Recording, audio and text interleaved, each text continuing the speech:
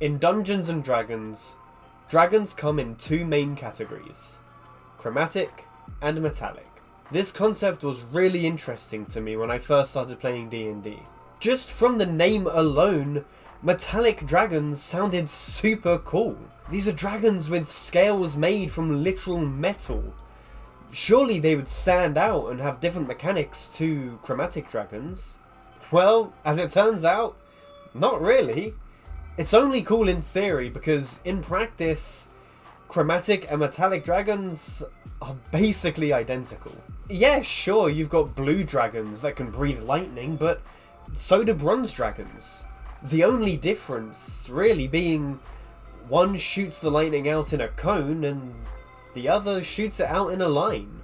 There's nothing else that's different between them, really. And this problem of metallic dragons and chromatic dragons mechanically being the same goes so far to the point where we've got 3 dragons that breathe fire. We've got red, gold, and brass. And sure, while one breathes it in a cone and the other 2 breathe it out in a line, there's no variation other than that. They function the same from each other. There's no mechanics that differentiates between chromatic and metallic dragons. Mechanically, they're the same. And when I learned this, I was incredibly disappointed. I thought there would be some difference, and there just wasn't. So when I learned that the theme for this year's Monster Week was dragons, I knew that this was my chance to finally give metallic dragons the redesign that they deserved, while also giving chromatic dragons something new along the side. But what exactly is Monster Week? Well, for those who don't know, Monster Week is an annual community event created by Ginny D and Pointy Hat. The idea is to bring content creators in the TTRPG space together on YouTube. The premise is that each year Monster Week has a theme, and then during Monster Week, which this year is between April 21st and April 25th, TTRPG content creators that you know and love on YouTube release a video talking about something to do with that monster. Now, this can be a magic item, a monster stat block, either new or one that already exists that they just want to dive into detail, or a new subclass, or anything else, so long as it's related to the thematic monster of Monster Week that year.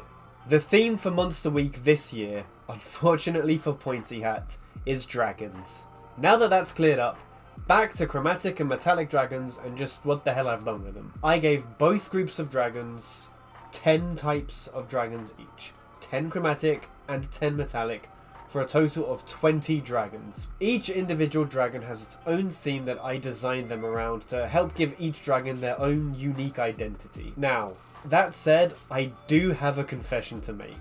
There are copper, brass, bronze, silver, and gold dragons in both chromatic and metallic dragons. That said, the chromatic and metallic dragons of the same name are very different from one another, as you'll see later in the video. So don't worry, metallic gold dragons are just as different from chromatic gold dragons as they are from chromatic blue or chromatic red dragons. I'll go over chromatic dragons first in this video because the changes I made to each of the chromatic dragons are very brief, so it should help you to give a quick understanding of my design philosophy and my overall goals for this rework before we get into the ironically meaty part of this video, metallic dragons. As I said earlier, there are 20 whole dragons in this rework, 10 for both groups. So let me give you a very brief rundown of what we'll be working with for chromatic dragons first. So for chromatic dragons, we of course have red, blue, green, white and black dragons, as we normally do with 5th edition. But on top of that, we also have brass, copper, bronze, silver and gold joining the chromatic club with this redesign. I wanted chromatic dragons to feel similar to what we already are familiar with in 5th edition. That's another reason why I grouped the official metallic dragons into this group. I had an overall theme for chromatic dragons to base each individual chromatic dragon's theme around. I did this for 2 reasons. The first, this helps them feel similar to each other. which also feeds into the second reason of keeping things simple. Because when we get to metallic dragons, the mechanics for those are really complicated. As I said, they were my main focus, so I wanted to keep any changes I made for chromatic dragons simple. That overall theme is damage types, and trying to make chromatic dragons just feel more tied to their associated elemental damage types than they currently are in 5th edition. For each dragon, I picked a damage type, fire for red dragons for example, and gave the dragons an aura that matches their damage type, as well as additional damage on their claw, bite and tail attacks. Again, this damage matches the specific dragon's damage type, so for red dragons, they'll have a red aura with extra fire damage on their bite, claw and tail attacks. This means that while chromatic dragons all basically do the same thing, focusing on their elemental breath weapons, having auras, having extra damage tied to their other melee attacks, the difference lies in how they do that, and it feels unique. There's one dragon per elemental type, so there aren't 2 dragons that'll be doing this with fire, or 2 dragons that'll be doing this with lightning or acid. 1 dragon per damage type. For the original chromatic dragons, the damage type is the same as it is in 5th edition. Fire for red dragons, lightning for blue ones, poison for green, cold for white, and acid for black. This means that, for example, white dragons have a freezing aura around them, instantly freezing any liquids within, let's say, 30 feet of them. The older the dragon, the more potent its aura and its other elemental damage tied to its other attacks is. To use another dragon as an example, a young black dragon might only deal an extra 2d8 acid damage with its claw attacks, while an older dragon might shred the armor from an adventurer as it hits them, tearing away pieces of the armor, reducing the player's AC. It's entirely up to you, the DM, to decide how far to go with the theme of these dragons. If you want them to just deal more damage, great, have that aura deal damage. For the white dragon example, have that cold aura just deal cold damage. But if you want them to have more mechanics around their damage type focus, then also great. For each of these dragons, I'm going to say their associated damage type and give a brief overview of how that might look flavor-wise. Again, I'll try to keep this brief as they function basically the same as the other chromatic dragons, with the auras and the extra damage to their attacks. It's just that now, they've got their own unique damage type that they didn't have before. Copper dragons have necrotic damage as their focus, breathing out a deadly mist that drains any creatures caught within of their life force, emitting that same necrotic mist around themselves to try to catch any creatures that foolishly get too close to them. Older copper dragons tend to bury the skeletons of their prey in shallow graves within their lairs, as they could raise these skeletons up to defend themselves from any creatures foolish enough to attack them while they're in their lair. Brass dragons are focused around thunder damage, emitting a powerful thunderous wave of their breath weapons that, while also dealing thunder damage, can also potentially send their enemies flying backwards. Bronze dragons are the psychic ones. They have telepathy, can move things with their minds, can even turn foes into temporary allies with their breath weapon. They deal psychic damage and confuse their foes at first with their breath weapon, but once they get older, that general confusion can be turned into powerful suggestions to swing their swords at their allies or defend the dragon itself from a wizard's spell. Silver dragons are all about force. They fire out tiny bubbles of force fields that ram into anyone caught within their breath weapon, and their attacks seem to have an extra kick behind them. As silver dragons get older, they can make bigger force fields with their breath weapons, making them linger for a round to act as obstacles within the battlefield. Finally, we have gold dragons. If it wasn't obvious already, these guys have a certain radiance to them. These dragons fire out literal beams of light from their scales to anyone that gets too close, and can shoot out laser beams with its breath weapon. As gold dragons get older, these lasers can become so powerful that they straight up disintegrate creatures that are slain by it. That's it for chromatic dragons. To recap, each Chromatic Dragon was given a specific damage type, and they were then given an aura and extra damage on their other attacks associated with that damage type, along with having copper, brass, bronze, silver and gold dragons being added to Chromatic Dragons with that same aura and extra damage. Without any more stalling, we're going to get straight into Metallic Dragons, because this video is already way too long as it is. So let's get to Metallic Dragons. Metallic Dragon scales are made from literal metal forming around the dragon, more like plates in a suit of armor rather than scales on a lizard. This leads to Metallic Dragons having a higher AC than Chromatic Dragons, making them much harder to hit damage in general. Inside, each Metallic Dragon is like a furnace or a forge. This allows all Metallic Dragons to consume metals and then shape that metal into whatever form they wish. This could be weapons, armor, or other such items. This also allows the Metallic Dragons to spit out either tiny shrapnel of metal in a cone to deal slashing damage or piercing damage, or they can spit out hot molten metal, burning anyone it touches and lingering on the battlefield as a hazard. Along with these breath weapons, almost every type of Metallic Dragon has their own unique use of their breath weapon, which we'll get into once we get into each specific dragon type. The dragon's innate magic is imbued into the items they forge, allowing them to create their own magic items that they can give back to the mortal races or just reward to adventurers for helping them out. After all, there is nothing a Metallic Dragon wants more than to see their own type of metal being valued and traded around the world. Each Metallic Dragon represents an aspect of their associated metals properties. A Metallic Dragon also sustains itself by consuming objects made from the same type of metal of their scales. This gives Metallic Dragons a reason to seek out and trade with the mortal races. A blacksmith might have extra steel that it could give to a local steel dragon. In return, that dragon could forge a set of steel armor or a new steel weapon from that extra steel, giving it back to the blacksmith as a thanks for the snack. A copper dragon might only agree to tell adventurers what they want to know if they're given a satisfying amount of copper pieces, whereas an iron dragon might ask for the nails that are hammered into the adventurers' wagons instead.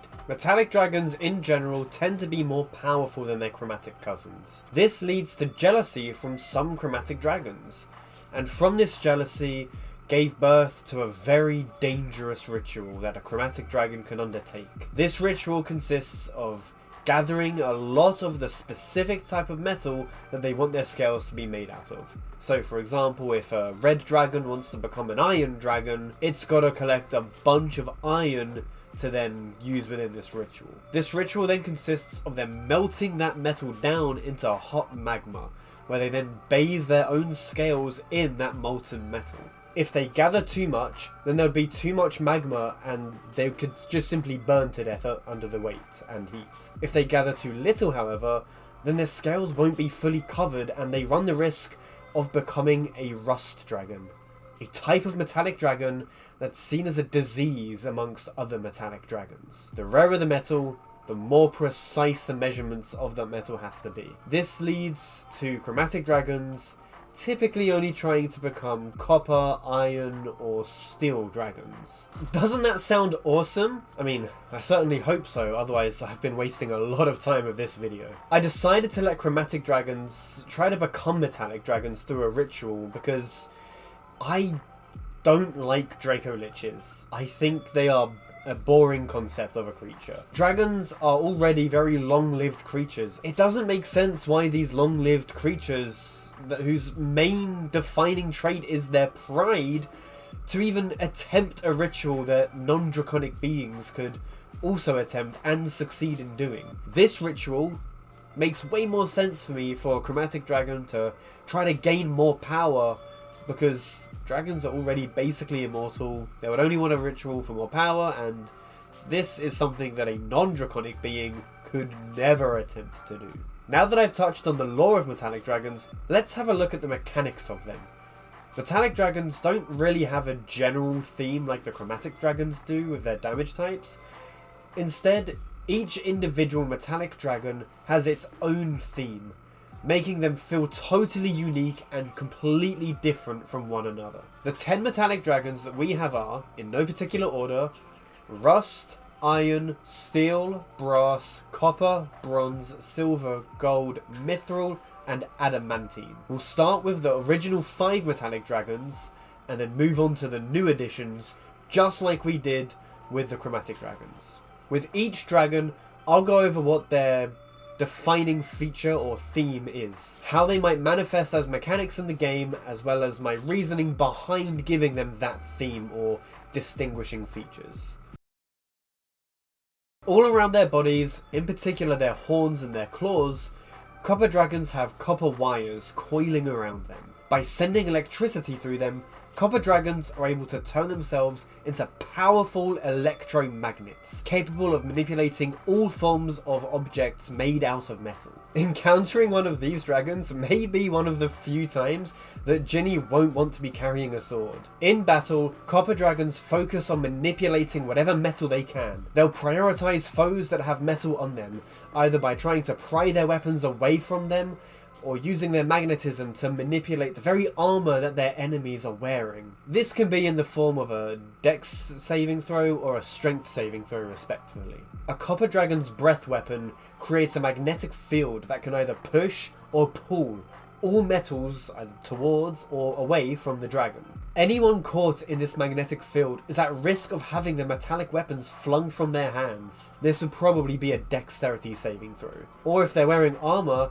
they'll be sent flying towards or away from the dragon. This would most likely be a strength saving throw if I was to run it. If you want, you could have the copper dragon's magnetic breath weapon deal force damage as they get older, but the main focus of these dragons is to get their magnetic claws on as much metal as they can, using any copper they get to forge and craft into weapons, armor, and other magic items, while any other type of metal is discarded in their lair, waiting to be used as projectiles that they can fire out and fling at whoever dares attack them while they're in their own lair. You'll likely hear a brass dragon before you see it. They are the literal definition of loud and proud. When thinking about what brass dragon's theme could be, all I could really think of was brass door knockers. Brass dragons can communicate with each other over large distances by banging their chests hard, allowing the booming sound to travel for miles, kind of like their own unique draconic Morse code. Brass dragons are highly resistant to bludgeoning damage, and so in combat, they'll allow foes to foolishly hit their brass bodies with blunt weapons, allowing the thundering boom that will follow to potentially deafen their adversaries. This would most likely be a constitution saving throw on the adversary's part. These dragons are more focused around the deafened condition than actual thunder damage, which could potentially really disrupt spellcasters since they can't hear the words they're saying for their own verbal components for their spells. A brass dragon's breath weapon is more like a thunderous gong, deafening anyone that's close enough within a radius around the dragon.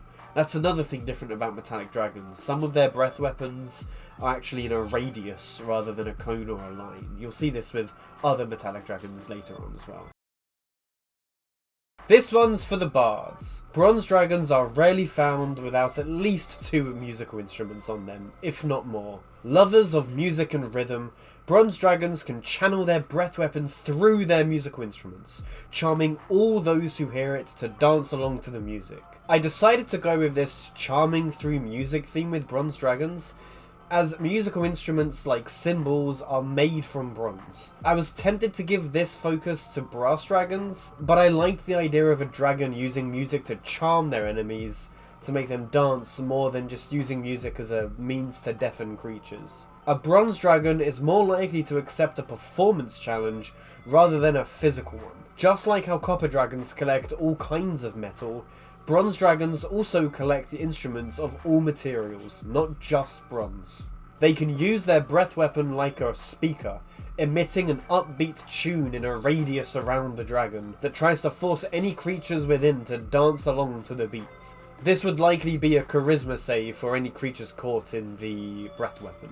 Any group that's seeking out a bronze dragon would do well to bring a bard along with them, as they'd appreciate conversing with another creature of refined musical taste. Since fights with bronze dragons typically turns into some kind of forced dance or performance competition, having your own bard to fight music with music will always come in handy against these musically metallic dragons.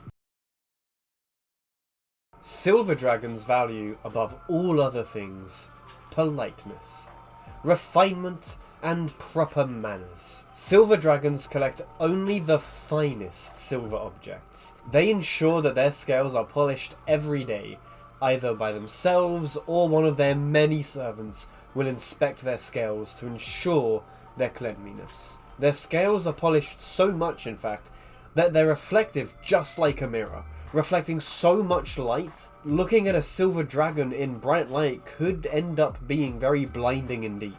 When thinking of a theme for silver dragons, all I could keep thinking about was fine silverware, and since silver dragons will rarely escalate a situation into a physical fight, having them be all prim and proper just seemed perfect to me.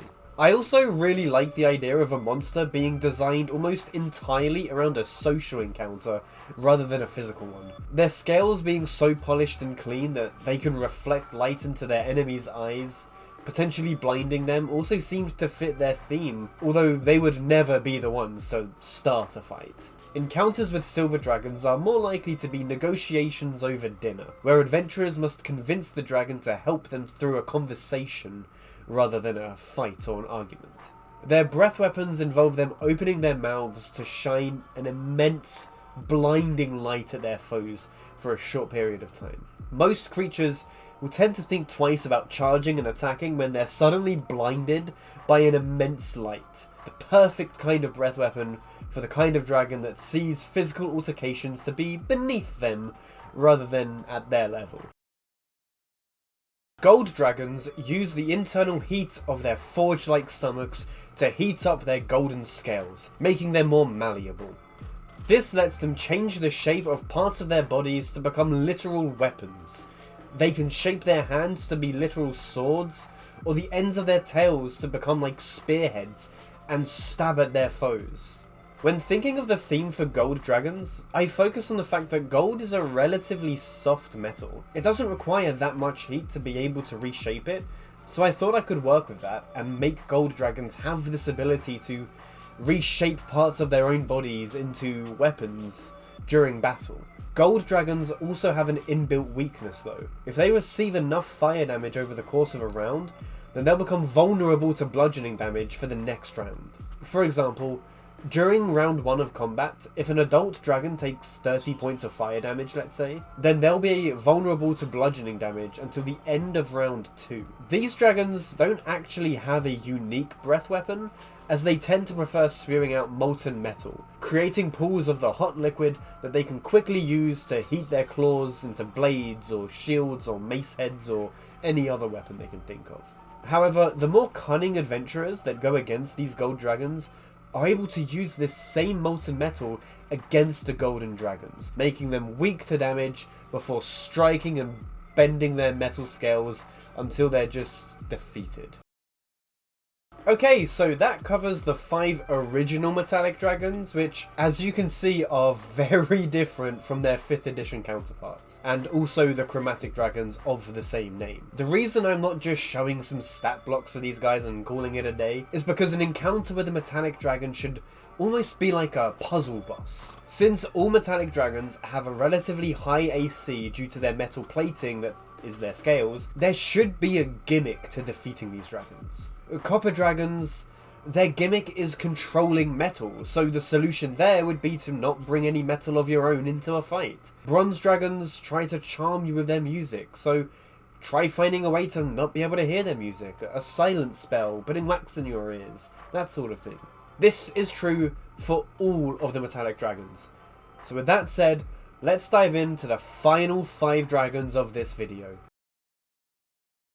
Iron dragons rely on their metal scales to hit hard for their attacks. They almost never use their breath weapon in combat. Instead, They prefer to swing their huge fists or tackle their foes, ramming into them like living wrecking balls. Due to their scales being made of iron, they are naturally highly resistant to magic. They either resist or straight up negate most spells casted on them, forcing their foes to rely more on physical means of defeating them rather than magical ones. When coming up with iron dragons, I looked into folktales and remembered that in a lot of them, especially in European folk stories, iron is often used to counteract, negate, or even repel magic. With this in mind, I thought it would be really cool for a dragon that's made from that metal to also share this aspect of iron, and for them to repel or straight up negate magic themselves. This may not mean much to the barbarian or the fighter as they charge in, blades swinging, but this could be a huge problem for spellcasters like warlocks, wizards, and even clerics, as the iron from the dragon could potentially repel the healing magic being sent to the barbarians and the fighters that are on the front line. While iron dragons tend to fight with their fists, they can still use their breath weapon to fire shrapnel and magma, and they even have their own unique breath weapon as well. Instead of breathing out though, iron dragons inhale deeply, breathing in magic from everything within their cone of magic inhalation. They can drain spellcasters of spell slots, magic items of charges, and even breathe in curses from cursed magic items and be totally fine. Their breath weapon forces their foes to fight on their terms, aka with their fists. Steel dragons have mastered their innate ability to craft weapons with the metals in their forge-like stomachs. The magic items made from a steel dragon tend to be more powerful than those made from any other metallic dragon. During combat, they don't use their mouths to bite or their claws to slash. Instead, they reach inside their mouths and pull out giant greatswords, javelins, or spears to use against their foes before swallowing the weapon right back into their stomachs. I really liked the idea of the metallic dragons having this internal forge within their bodies, and I wanted to dive deeper with it. I designed the steel dragons around this idea, since steel is typically what's used in forges to make most common weapons like swords, axes, warhammers, etc. This is also reflected in their AC, which is much higher than most other metallic dragons, with the youngest steel dragons having an AC no lower than 25. In fact, the Steel Dragon's AC is the second highest AC, second only to Adamantine Dragons, which we'll get to later. Rust Dragons can occur when one of two things happens. Either a metallic dragon doesn't manage to consume their associated metal in a while, or eats a different type of metal other than their own. The second is when a chromatic dragon tries to become a metallic dragon, but the ritual is unsuccessful. In either case, the dragon's scales begin to rust up, affecting their movement. If the rust continues to spread over too much of their body, it can even prevent them from flying altogether. If a chromatic dragon becomes a rust dragon, there's no cure. They can't undo the rust, but they can keep eating the metal that they tried to cover their scales in to prevent the condition from worsening. A natural metallic dragon that becomes a rust dragon, however, can get better. By consuming large amounts of their own kind of metal, the rust will begin to disappear. I came up with rust dragons because I wanted there to be a tangible consequence for chromatic dragons failing the ritual to become a metallic dragon. It also, however, acts as a threat to all metallic dragons, as it robs them of all of their strengths. Their breath weapon, along with their attacks, can spread their rust to other metals, including weapons and armor. This could potentially cause them to degrade or even break to prolonged exposure.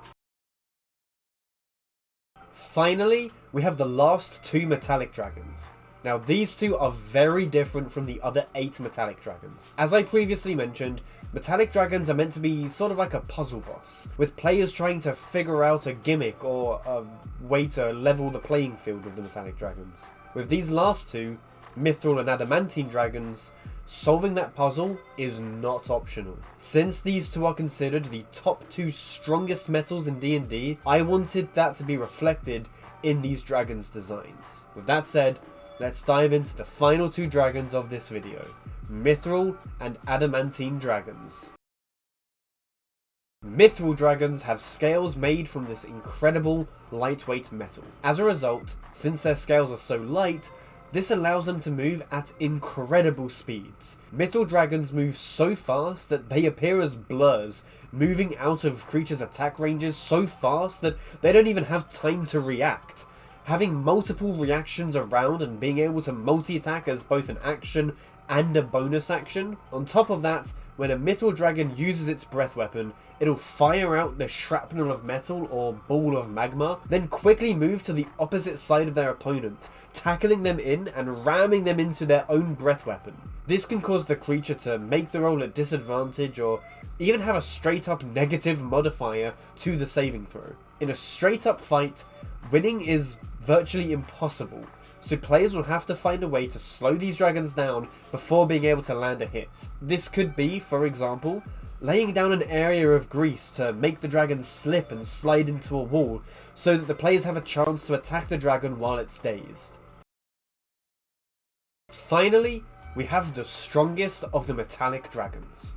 Since their scales are made of adamantine, they are practically invulnerable to damage. If players end up fighting one, they'll need to find some way around their indestructible scales. This could be using psychic damage or, like in Baldur's Gate 3, finding a way to heat up the dragon's scales to temporarily remove their invulnerability. The magma created by their breath weapon could be used for this very thing. Despite their tough exterior, adamantine dragons don't have a lot of HP when compared to the other metallic dragons.